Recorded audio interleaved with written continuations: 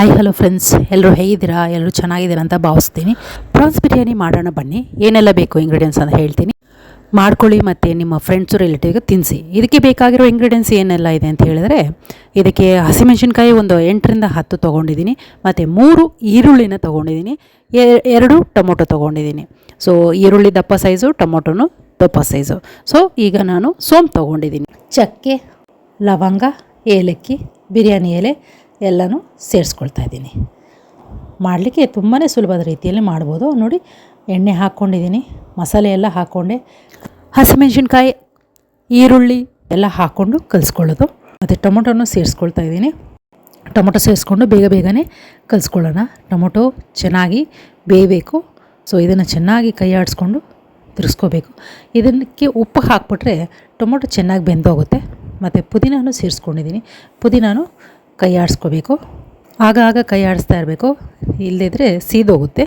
ಆಗ್ತಾಯಿದೆ. ಭಾಳ ಜನಕ್ಕೆ ಕ್ವೆಶನ್ಸ್ ಬರ್ತಾ ಇರುತ್ತೆ, ಪ್ರಾನ್ಸಲ್ಲೂ ಬಿರಿಯಾನಿ ಮಾಡ್ಬೋದಾ ಅಂತೇಳ್ಬಿಟ್ಟು. ನೀವು ಟ್ರೈ ಮಾಡಿ. ಬೇಗನೆ ಪ್ರಾನ್ಸ್ ಬಿರಿಯಾನಿ ಮಾಡ್ತಾಯಿದ್ದೀನಿ. ಸೊ ಇದಕ್ಕೆ ಎಣ್ಣೆ ಜಾಸ್ತಿ ಹಾಕ್ಕೊಂಡಿಲ್ಲ, ಸ್ವಲ್ಪನೇ ಸೇರಿಸ್ಕೊಂಡಿದ್ದೀನಿ. ಯಾಕಂದರೆ ಎಣ್ಣೆ ಜಾಸ್ತಿ ಬೇಕಾಗಿಲ್ಲ, ಇದು ಆಲ್ರೆಡಿ ಕೊಲೆಸ್ಟ್ರಾಲ್ ಇರೋದ್ರಿಂದ ಸ್ವಲ್ಪ ಎಣ್ಣೆನ ಹಾಕ್ಕೊಂಡಿದ್ದೀನಿ. ಸೊ ಈಗ ನಾನು ಇದಕ್ಕೆ ಖಾರದ ಪುಡಿ ಹಾಕ್ಕೊಳ್ತಾ ಇದ್ದೀನಿ, ಒಂದು ಅರ್ಧ ಟೀ ಸ್ಪೂನು ಖಾರಕ್ಕೆ ತಕ್ಕಷ್ಟು. ಮತ್ತು ಅರಿಶಿನ ತೊಗೊಳ್ತಾ ಇದ್ದೀನಿ ಕಲರ್ಗಂತ. ಸೊ ಇದು ಚೆನ್ನಾಗಿರುತ್ತೆ. ನಾನ್ ವೆಜ್ ಯಾವುದೇ ಮಾಡಿದ್ರೂ ಅರಿಶಿನ ಹಾಕ್ಕೊಳ್ಳೇಬೇಕು. ಸೊ ಅರಿಶಿನ ಹಾಕ್ಕೊಂಡು ಕಲಿಸ್ಕೊಳ್ತಾ ಇದ್ದೀನಿ. 1.5 ಟೀ ಸ್ಪೂನು ಶುಂಠಿ ಬೆಳ್ಳುಳ್ಳಿ ಪೇಸ್ಟು ಹಾಕ್ಕೊಳ್ತಾ ಇದ್ದೀನಿ, ಕಲಿಸ್ಕೊಳ್ತಾ ಇದ್ದೀನಿ. ಎಲ್ಲ ಚೆನ್ನಾಗಿ ಘಮ ಅಂತ ಇದೆ.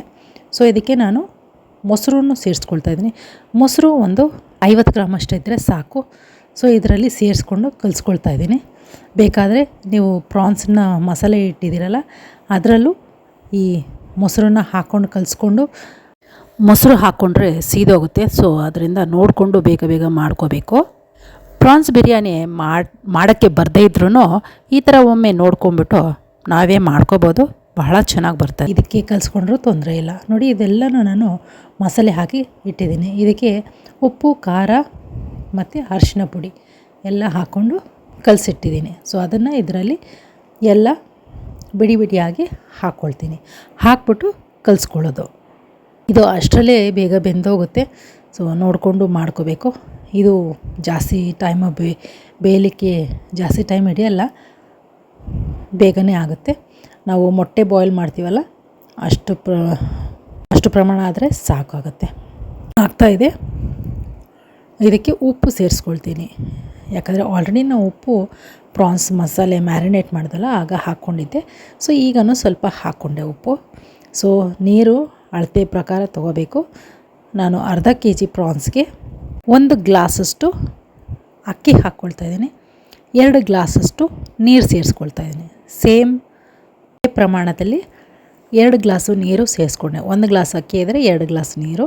ಸೊ ಇದು ಕುದೀತಾ ಇದೆ. ಸ್ವಲ್ಪ ರುಚಿ ನೋಡಬೇಕು.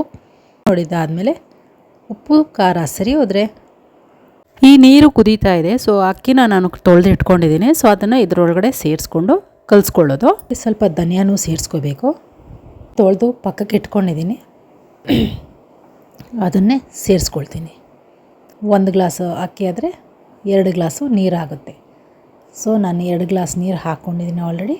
ಸ್ವಲ್ಪ ಜಾಸ್ತಿ ಪ್ರಮಾಣ ಹಾಕ್ಕೊಂಡ್ರೂ ತೊಂದರೆ ಇಲ್ಲ, ಯಾಕಂದರೆ ಅಕ್ಕಿ ಬೇಗ ಹಳೆಯದಾಗಿರೋದ್ರಿಂದ ನೀರು ಸ್ವಲ್ಪ ಜಾಸ್ತಿ ಬೇಕಾಗುತ್ತೆ. ಹೊಸ ಅಕ್ಕಿ ಆದರೆ ನೀರು ಕಡಿಮೆ ಹಾಕ್ಕೋಬೇಕು, ಇಲ್ಲ ಮೆಜರ್ಮೆಂಟ್ ಕರೆಕ್ಟಾಗಿ ಇಟ್ಕೊಂಡು ಹಾಕ್ಕೋಬೇಕು. ನೀರು ಚೆನ್ನಾಗಿ ಕುದಿಬೇಕು. ಮತ್ತು ಉಪ್ಪು ಖಾರ ಆವಾಗಲೇ ಟೇಸ್ಟ್ ಮಾಡಿ ನೋಡಬೇಕು. ಉಪ್ಪು ಖಾರ ಸರಿ ಇದ್ದರೆ ನಾವು ಅಕ್ಕಿನ ತೊಳೆದು ಇಮಿಡಿಯೇಟಾಗಿ ಹಾಕ್ಕೋಬೋದು. ಉಪ್ಪು ಖಾರ ಸ್ವಲ್ಪ ಮುಂದೆನೇ ಇರಬೇಕು, ಯಾಕಂದರೆ ಅಕ್ಕಿ ಹಾಕೋದ್ರಿಂದ ಉಪ್ಪು ಖಾರ ಸ್ವಲ್ಪ ಹಿಂದಕ್ಕೆ ಹೋಗುತ್ತೆ. ಅದರಿಂದ ಸ್ವಲ್ಪ ಮುಂದಕ್ಕೆ ಇರಬೇಕು. ನಾವು ಅಕ್ಕಿನ ತೊಳೆದು ಹಾಕಿದಾಗ ಸೊ ಅನ್ನ ಚೆನ್ನಾಗಿ ಬೇಯುತ್ತೆ, ಉಪ್ಪು ಖಾರ ಸರಿಗೆ ಬರುತ್ತೆ, ಒಳ್ಳೆಯ ರುಚಿನೂ ಇರುತ್ತೆ. ಇದಕ್ಕೆ 1 ವಿಷಲ್ ಆದರೆ ಸಾಕಾಗುತ್ತೆ, ಜಾಸ್ತಿ ಬೇಯಲಿಕ್ಕೆ ಬೇಕಾಗಿಲ್ಲ. ಬೇರೆ ಅನ್ನ ಮಾತ್ರ ಬೇಯಬೇಕಾಗುತ್ತಲ್ವ. ಸೊ ಅದರಿಂದ ಒಳ್ಳೆಯ ರುಚಿಯಾದಂತಹ ಆರೋಗ್ಯಕರ ಪ್ರಾನ್ಸ್ ಬಿರಿಯಾನಿ ಈ ಥರನೂ ಮಾಡ್ಕೊಂಡು ತಿನ್ಬೋದಾ ಅನ್ನುವಂತಹ ಒಂದು ಬಿರಿಯಾನಿ ಇದು. ಟ್ರೈ ಮಾಡಿದ್ದೀನಿ, ನೀವು ಟ್ರೈ ಮಾಡಿ. ಬಹಳ ಸುಲಭದ ರೀತಿಯಲ್ಲಿ ನಾವು ಮನೆಯಲ್ಲೇ ಮಾಡಿಕೊಂಡು ಚೆನ್ನಾಗಿ ಪ್ರಾನ್ಸ್ ಬಿರಿಯಾನಿ ತಿನ್ಬೋದು.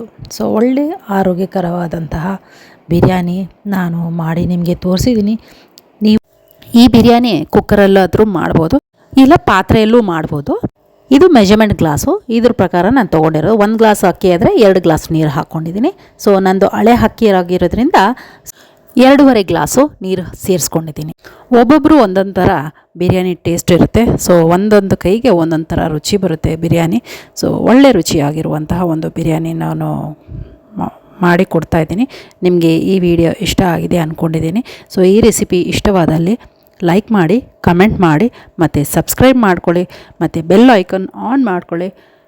ಮತ್ತು ಇದೇ ಥರ ಹೆಚ್ಚು ನಮ್ಮ ವೀಡಿಯೋಗಳು ಮತ್ತು ರೆಸಿಪಿಗಳನ್ನ ನೋಡ್ಕೊಳ್ಳಿ, ಎಂಜಾಯ್ ಮಾಡಿ, ಮತ್ತು ಫ್ರೆಂಡ್ಸು ರಿಲೇಟಿವ್ಗೆ ಶೇರ್ ಮಾಡ್ಕೊಳ್ಳಿ. ಪ್ರಾನ್ಸ್ ಬಿರಿಯಾನಿ ಮನೇಲಿ ಎಷ್ಟು ಸುಲಭದ ರೀತಿಯಲ್ಲಿ ಮಾಡ್ಕೋಬೋದು ನೋಡಿ. ಇದು ಬಿರಿಯಾನಿ ನಾವು ಚಿಕನ್ ಬಿರಿಯಾನಿ ಮಾಡ್ತೀವಲ್ಲ ಅದೇ ಪ್ರಕಾರದಲ್ಲಿ ನಾನು ಮಾಡಿದ್ದೀನಿ. ತುಂಬ ರುಚಿಯಾಗಿದೆ ಮತ್ತು ಆರೋಗ್ಯಕರವಾದಂಥದ್ದು. ಸೊ ಒಳ್ಳೆ ಪ್ರಾನ್ಸ್ ಬಿರಿಯಾನಿ ರೈತ ಜೊತೆ ಸರ್ವ್ ಮಾಡ್ಕೊಳ್ತಾ ಇದ್ದೀವಿ. ತುಂಬಾ ಇಷ್ಟ ಆಯಿತು. ನಿಮಗೂ ಇದು ಇಷ್ಟ ಆಗಿರುತ್ತೆ ಅಂದ್ಕೊಂಡಿದ್ದೀನಿ. ಸೊ ಇಷ್ಟವಾದಲ್ಲಿ ದಯವಿಟ್ಟು ಕಮೆಂಟ್ ಮಾಡಿ, ನೀವು ಯಾವ ಥರ ಬಿರಿಯಾನಿಗಳನ್ನ ಮಾಡ್ತೀರಾ ಅನ್ನೋದು ತಿಳಿಸ್ಕೊಡಿ. ಧನ್ಯವಾದಗಳು. ನಿಮ್ಮ ಕಮೆಂಟ್ಗಳು ನಮಗೆ ಪ್ರೋತ್ಸಾಹ ಕೊಟ್ಟಂಗಿರುತ್ತೆ. ಸೊ ಅದರಿಂದ ನಾವು ರಿಕ್ವೆಸ್ಟ್ ಮಾಡ್ಕೊಳ್ತಾ ಇದ್ದೀವಿ, ಕಮೆಂಟ್ ಹಾಕಿ ಯಾವ ಥರ ಮಾಡ್ಬೋದು ಮತ್ತು ಯಾವ ಥರ ನಮ್ಮ ಪ್ರೋತ್ಸಾಹ ಕೊಡುವಂಥದ್ದಾಗಿರೋದ್ರಿಂದ ನಾವು ಇನ್ನೂ ಹೆಚ್ಚು ರೆಸಿಪಿಗಳನ್ನ ಮಾಡ್ಬೋದು. ವೆಜ್ಜು, ನಾನ್ ವೆಜ್ಜು ಮತ್ತು ಎಲ್ಲ ಥರದ ರೆಸಿಪಿಗಳನ್ನೂ ಕೊಡಲಿಕ್ಕೆ ಇಚ್ಛಿಸ್ತೀವಿ. ಸೊ ಈ ಥರ ನೀವು ರೆಸಿಪಿ ಮಾಡ್ಕೊಳ್ಳಿ ಮತ್ತು ಎಂಜಾಯ್ ಮಾಡಿ. ಮತ್ತೊಂದು ರೆಸಿಪಿಯೊಂದಿಗೆ ಸಿಗೋಣ. Thank you. ಬಾಯ್.